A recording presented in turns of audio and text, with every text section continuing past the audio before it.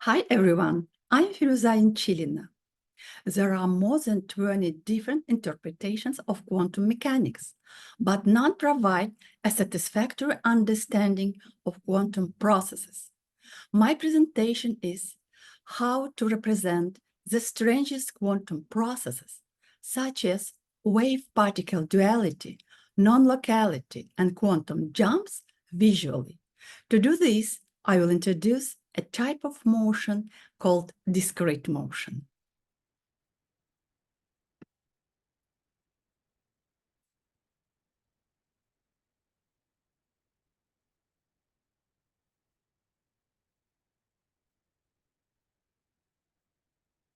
Let's consider an electron whose wave function psi is non-zero only in a specific volume of space. Outside this volume, the wave function is zero. This means that an electron can be detected at a certain point x, y, z inside this volume with a probability W equal to the square of the modulus of the wave function psi. The probability of finding an electron outside this volume is zero. The volume in which the electron wave function is non-zero will be called the electron's own volume. How does an electron move inside its own volume? We believe that the electron moves inside its own volume in the following way. It dissipates from one point and instantly appears at the second point. Then it dissipates from the second point and instantly appears at the third point, and so on.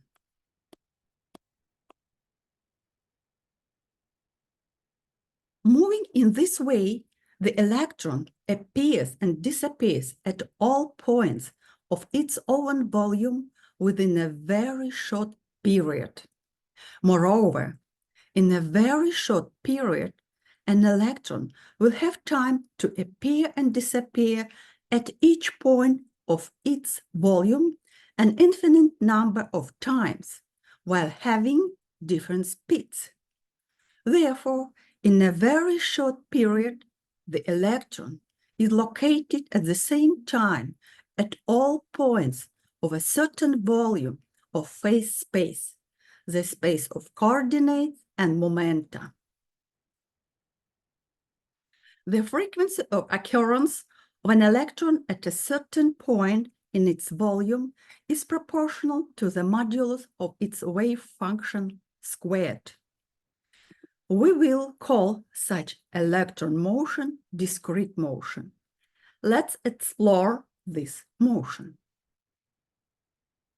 Consider an electron whose wave function is non-zero only in a particular volume of space. If an electron makes discrete motion in a specific volume and at the same time has different speed values in magnitude and direction, then we can expect that this volume will move and spread out in space. If the volume in which the electron moves discretely collides with an obstacle, then this volume, dividing into two or more parts, will go around the obstacle on different sides. As a result, two volumes are formed that are separated by empty space. However, only one electron moves discretely within these two volumes. These volumes can move at different speeds, and after some time, they can move away from each other at a great distance. However, this won't prevent the electron from moving inside all these volumes at the same time, because it moves not along a continuous trajectory, but along a discrete one. It dissipates from one point and appears at another point. If these two volumes hit other obstacles, they will also split into parts. Thus, an electron, being an indivisible particle, can simultaneously be in many different volumes, which can be far from each other and move at different speeds in different directions. We see that the state of a quantum entity can be very complex, since the state depends on the entire history of the interaction of the quantum entity with other particles and bodies. Therefore, to describe such a state, a wave function is required that reflects the complexity of the actual state of the quantum entity. Now I will show you how the famous quantum jump occurs. Suppose at some point an electron interacts with a classical device. After the interaction, the electron is localized in a small region of space near the measuring device. Now, detecting the electron only in this small region is possible. Therefore, the electron wave function becomes zero in the rest of the space. Accordingly, all volumes where the electron was moving discretely disappear without a trace.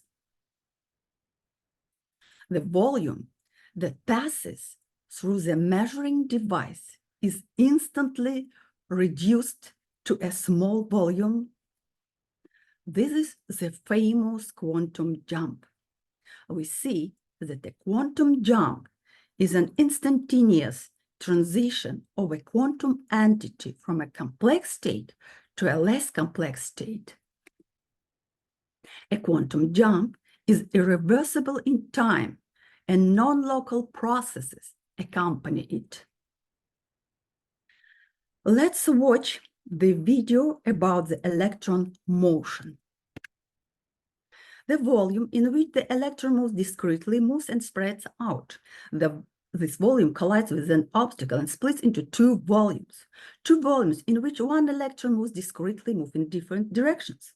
The lower volume interacts with the classical device and is reduced several times. The upper volume disappears without a trace. Let's watch the video again.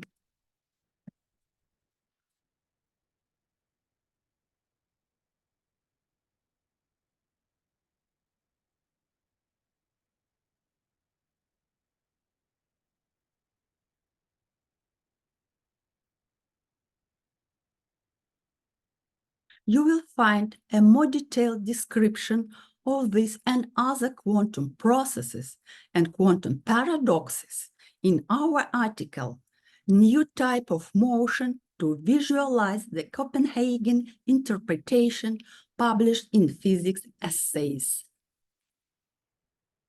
A curious consequence follows from the new interpretation of quantum mechanics. Planck's constant should decrease near the Earth. This effect can be tested experimentally in a modern lab. I will discuss this in detail at the April 2024 American Physical Society meeting. We will be happy to cooperate in preparing and conducting the experiment that will help to clarify the origin of uncertainty in the microcosm.